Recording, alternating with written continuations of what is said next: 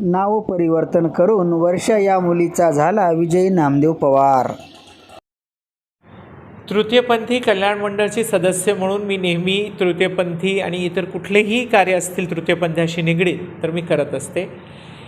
मी तृतीयपंथी झाल्यापासून अनेक समस्यांना पुढे जाण्याचं काम आणि त्यांचे सॉल्व करण्याचं काम मी करते। यामध्ये नांदेड येथील वर्षा नामदेव पवार मनाठ्या येथील पोलीस स्थानकामध्ये जमादार म्हणून आहेत।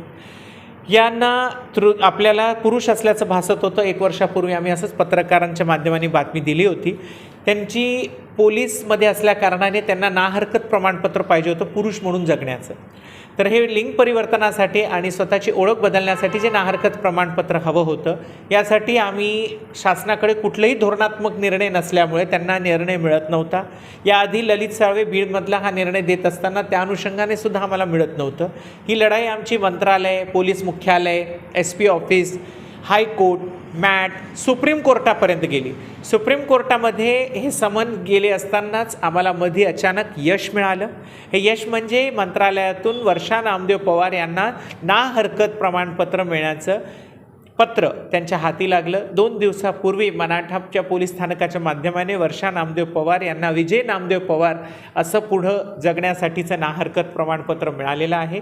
हे यश आम्हाला जे संपादित झाले यासाठी आम्ही नांदेड जिल्ह्याचे SP साहेब कोकाटे साहेब, पोलीस मुख्यालयाचे प्रसन्नाजी IG, त्यासोबतच विद्युत मॅडम मंत्रालयातून योगिता मलप, सन्माननीय मुख्यमंत्री आणि उपमुख्यमंत्री सर्वांचे आभार प्रकट करते। उशिरा का होईना आम्हाला यश मिळालं, पण पुढील असं कुठलेही कार्य किंवा समस्या आपल्या पुढे आली तर शासनाकडे लवकरात लवकर धोरणात्मक निर्णय असावेत आणि येणाऱ्यांना समस्या येऊ नये हीच विनंती करते।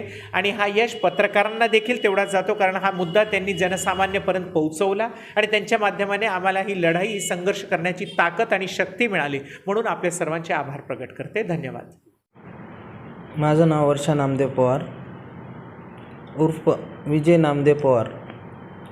मी एक स्त्री म्हणून जन्माला आलेले होते आणि तेव्हापासून जेव्हा वयात समजा आपण आलो तेव्हा आपल्याला कळायला लागलं की शरीरात नेमकं काय काय बदल होऊ लागले, काय काय नाही। एक विचार वेगळा डोक्यात आणि शरीर वेगळा, त्यामुळं ते एकदम असं वेगळे समजा त्रास होऊ लागला त्या गोष्टींचा।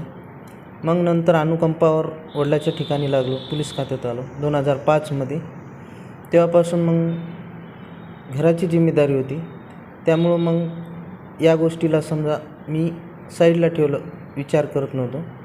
पण जसं जसं आता हे होत गेलं त्रास वाढू लागला, म्हणून मी माझा त्रास जे आहे समजा ते मधातल्या मधातच घुटत होतो त्या त्रासमुळं।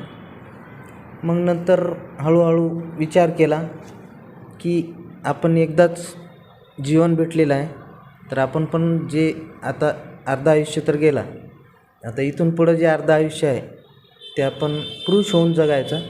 म्हणून या गोष्टीसाठी मी मॅडमला सांगितलं, मॅडम माझ्यासोबत होत्या आणि त्यांच्यामुळं हे संघर्ष आम्ही जिंकलो।